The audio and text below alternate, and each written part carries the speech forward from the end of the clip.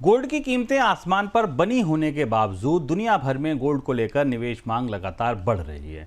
जुलाई के दौरान लगातार 8वें महीने दुनिया भर के गोल्ड ईटीएफ ने सोने में नेट खरीदारी की है।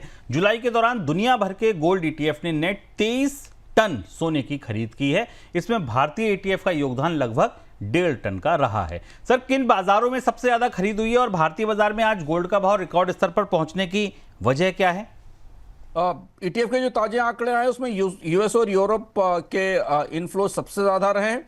और पूरा गोल्ड का बाजार जो फिजिकल गोल्ड पर केंद्रित था, यूरोप में भी और यूएस में भी और एशिया के बाजारों में भी, वो पिछले एक साल के भीतर अब डिजिटल गोल्ड और ईटीएफ में बदल गया और ईटीएफ सबसे बड़े बायर हो गए। भारत में भी हमने भी हाल में आंकड़े आए थे तो देखा था कि भारत में फिजिकल गोल्ड की डिमांड यानी ज्वेलरी की, आभूषणों की, जेवरात की मांग घटी है।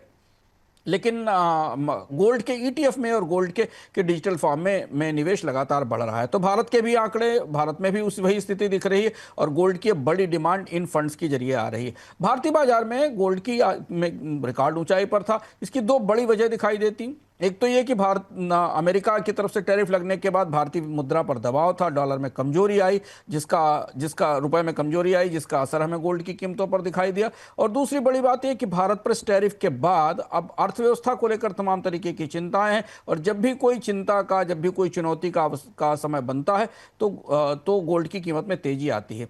हालांकि केवल भारत में ही नहीं, अंतर्राष्ट्रीय बाजारों में भी सोने की कीमतों में जो हाल में एक दो हफ्ते पहले तक थोड़ी नरमी दिख रही थी, उसमें अब खासी मजबूती आई है। सोना लगातार मजबूती के स्तर पर है और अंतर्राष्ट्रीय स्तर पर भी जिस तरीके की अनिश्चितता है टैरिफ लागू होने के बाद, उसके बाद सोने की मांग को बढ़ावा मिला है।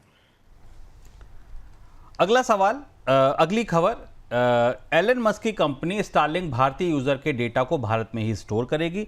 डेटा को विदेश के किसी दूसरे सर्वर पर ट्रांसफर नहीं किया जाएगा।